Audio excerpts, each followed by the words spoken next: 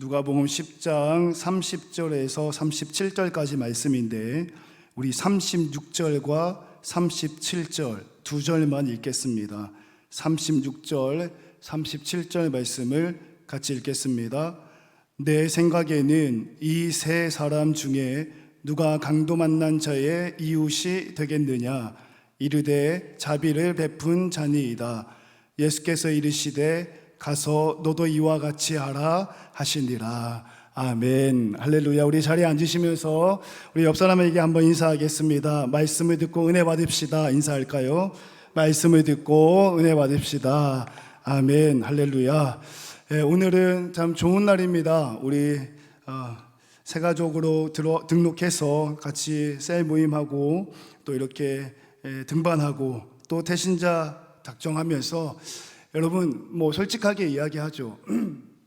제가 어제 갑자기 감기가 좀 심해가지고요. 목소리가 조금 그래요. 이해 좀 해주세요.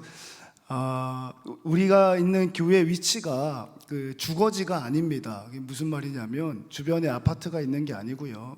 우리가 있는 교회 위치는 관광단지예요. 그래서 지금이 딱 피크인데요. 아마 남포동으로 내려가면 사람들이 엄청 많을 겁니다. 그러니까 여행 온 사람, 놀러 온 사람들이 많아요. 그리고 주변에 아시는 것처럼 아파트 단지는 없고 이제 주택가가 있고 또 이제 연로하신 분들이 주변에 많이 계십니다. 이게 무슨 말이냐면 여러분 다른 교회 한번 가보셨나요?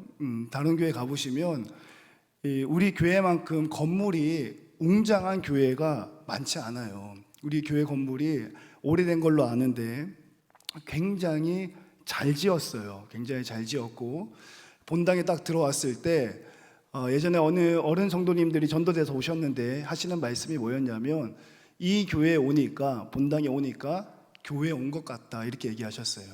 그러니까 요즘 너무 현대식으로 많이 바뀌잖아요. 이게 리모델링이. 근데 이제 나이가 좀 있으신 분이셨는데 교회에 온 것 같다 이렇게 말씀을 하셨어요. 교회 건물도 외부에서 봤을 때 굉장히 웅장하고요. 또 이제 내부에 들어왔을 때도 본당이 너무 아름답고 좋아요.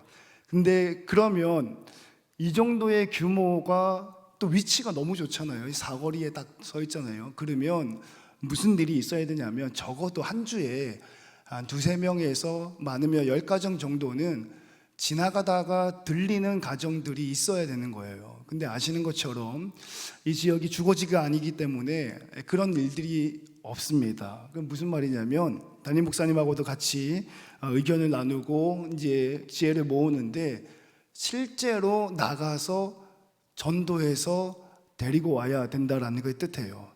여러분 우리는 코로나 3년을 지나면서 솔직하게 너무 편하게 지나왔습니다. 모임도 하지 말라 그러죠. 셀 모임도 하지 말라 그러죠. 밥도 먹지 말라 그러죠. 이렇게 뭔가 발표회 같은 거 하려 그러면 정부에서 하지 말라 그러죠. 또 신천지가 아주 고맙게도 우리 기독교까지 덩달아 욕을 먹게 만들어가지고 일반인들은 잘 몰라요. 교회인지 신천지인지 잘 모릅니다. 저희 이모님 교회를 잘 안 다니셨는데 저희 어머니랑 같은 아파트에 살았어요.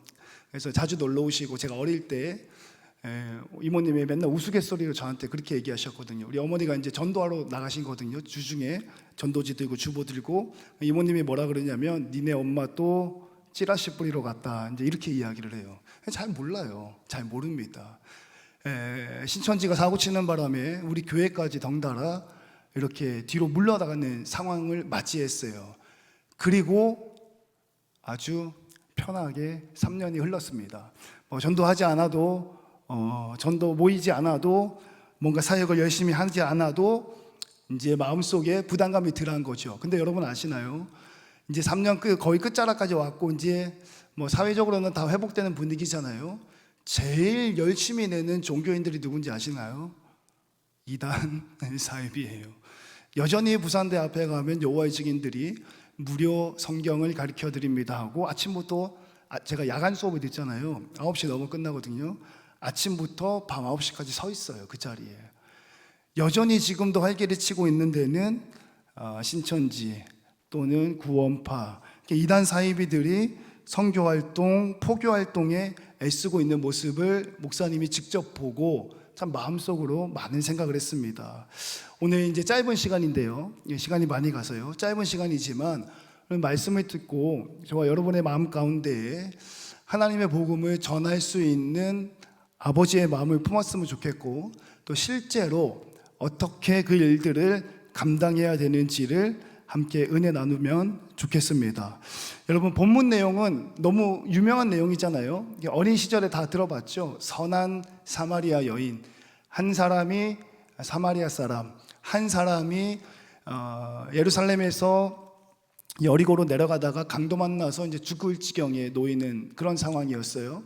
근데 거기에 세 사람이 지나가잖아요. 첫 번째는 제사장이 지나가고, 두 번째는 레위인이 지나가고, 세 번째는 사마리아 사람이 지나갑니다. 근데 아시는 것처럼 제사장도 지나가다가 그 사람을 봤지만 그냥 지나가고, 레위인도 그냥 지나가고, 사마리아 사람, 너무나도 잘 아는 내용이지만 유대인들로부터 멸시받았던 사마리아 산 사람이 거기에 이르러서 상처에 포도주를 붓고 싸매고 여간에다가 이렇게 잘 돌보는 모습이 말씀에 기록됩니다.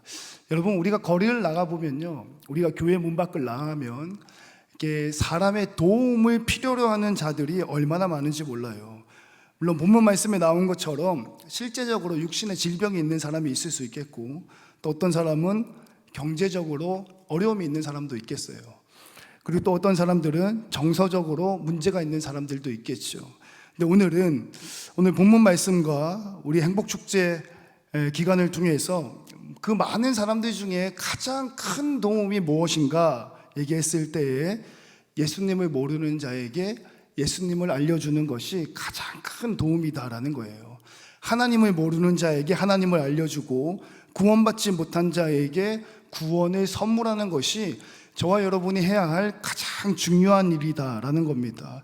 여러분, 예수님의 제자들도 역시나 예수님이 없었을 때는 도움이 필요한 자였어요.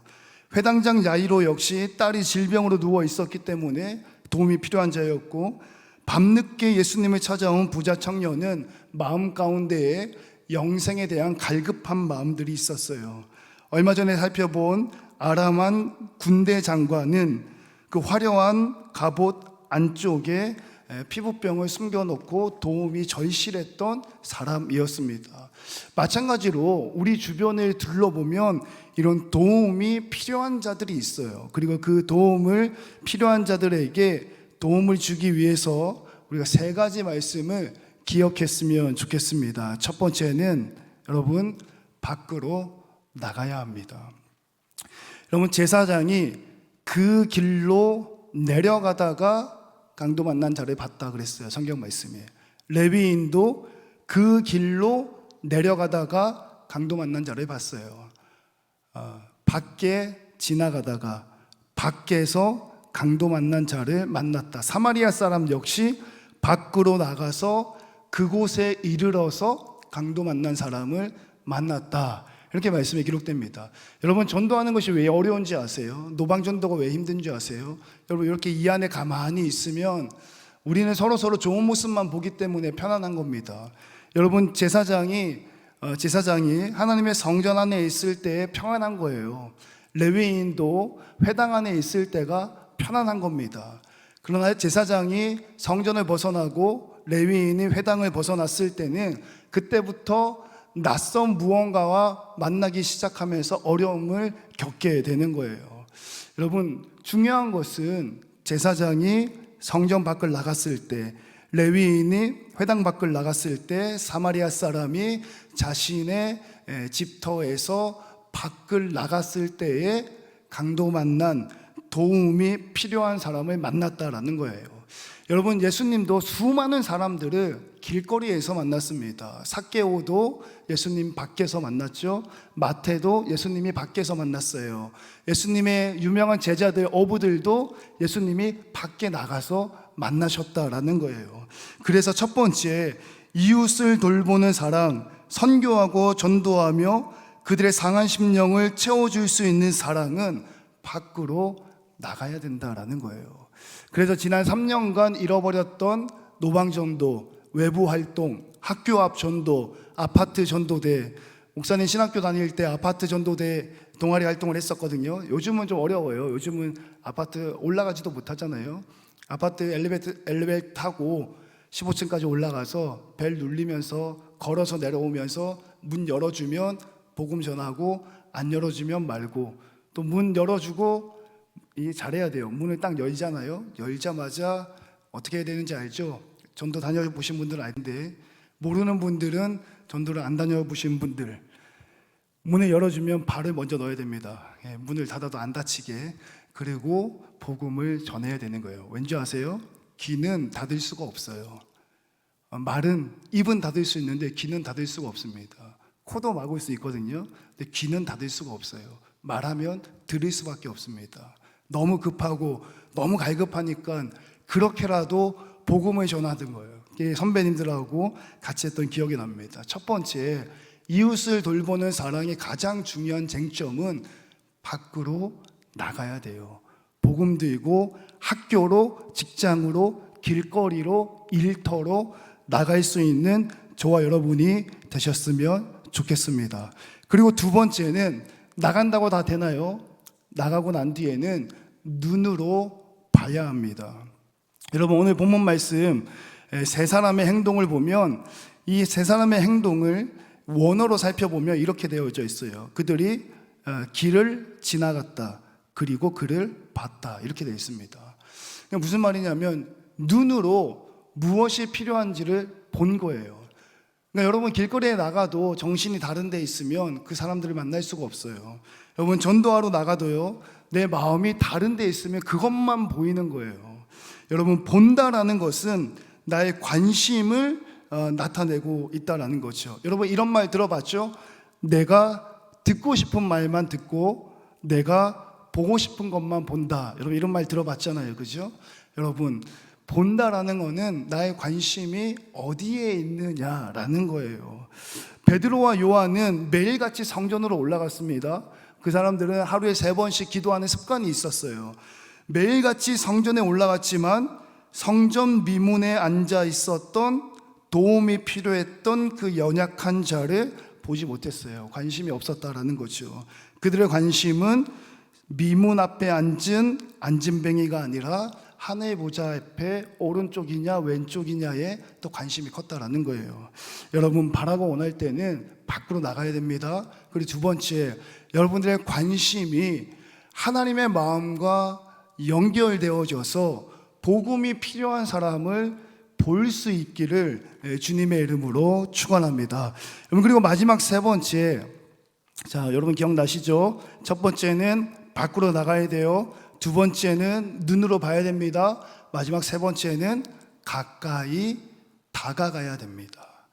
본문 말씀에 제사장, 레위인, 사마리아 사람이 나오는데요, 영어 성경 헬라 원어를 살펴보면 제사장, 레위인들은 반대쪽으로 지나갔다, 이렇게 되어져 있어요. 눈으로 보고 반대쪽으로 돌아서 지나갔다.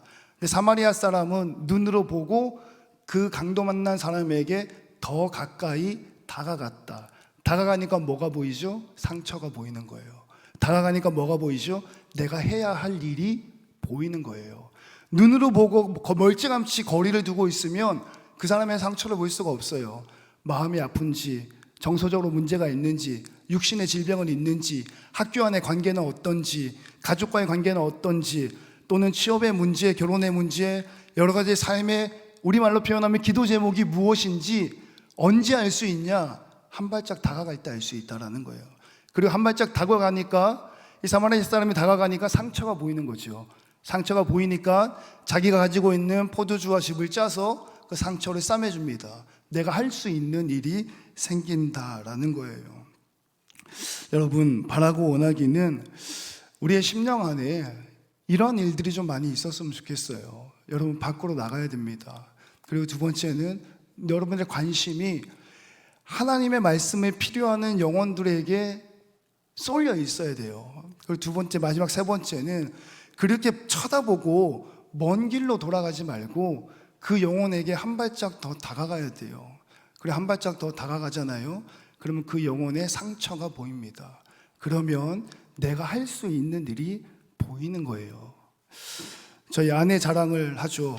저희 아내 자랑하고 팔불출이라고 하지 마시고 아내 자랑하겠습니다. 제 아내가 어떤 여자냐면 중학교 때, 고등학교 때인가요? 중2 때인가? 하여튼 한참 사춘기 시절에 길 가다가 그지 할머니를 자기 집에 데리고 온 여자예요. 자기 집에 데리고 와가지고 장모님하고 둘이서 욕실에서 그 그지 할머니를 깨끗하게 씻겨가지고 보내준 사람이에요.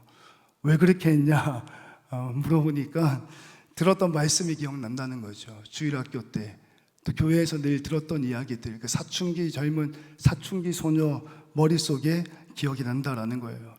여러분, 오늘 본문 말씀 마지막에 뭐라고 기록이 되고 있냐면 물어보잖아요. 이들 중에 누가 강도 만난 자의 이웃이냐? 자비를 베푼 자니이다. 이 사람 참 문제 많아요. 참 문제 많습니다. 자비를 베푼 사람이 강도 만난 자의 이웃이에요? 사마리아 사람이 강도 만난 자의 이웃이에요? 사마리아 사람이죠. 싫은 거예요. 그렇게 대답하기 싫은 거예요. 목사님, 요즘 같은 시절에 밖에 나가서 전도하면 민폐입니다. 목사님, 요즘 같은 시절에 공부해야 되고 일해야 되고 연애해야 되는데 토요일 아침에 오라고 하시면 아무도 안 옵니다. 여러분, 이 예수님께 찾아온 이 학자가, 이 사람이 그렇게 이야기를 하는 거예요. 내가 어떻게 하면 영생을 얻겠습니까? 하나님 사랑해라, 이웃을 사랑해라. 누가 이웃입니까? 사마리아 사람 이야기 쭉 해주고 난 다음에 누가 너의 이웃이겠느냐? 또 대답하는 거예요. 자비를 베푼 자이니이다. 틀렸죠. 사마리아 사람이죠. 목사님이나 교회에서나 리더들이나 임원들이 전도해야 됩니다. 요즘에 어떤 시절인데 나가서 전도합니까? 민폐입니다. 지금 여러분들이 그 자리에 서 있는 거예요. 그때 예수님 마지막에 뭐라 그러죠? 가서 너도 이와 같이 하라. 여러분, 주일날 드려야 되는 말씀이 여러분들의 머릿속에만 머물지 않고 여러분의 삶 가운데 실제가 되기를 주님의 이름으로 축원합니다. 밖으로 나가면 주님께서 만날 자를 붙여주심을 믿고 나가고 보고 다가가서 선교하고 전도하는 저와 여러분 되시기를 주님의 이름으로 축원합니다.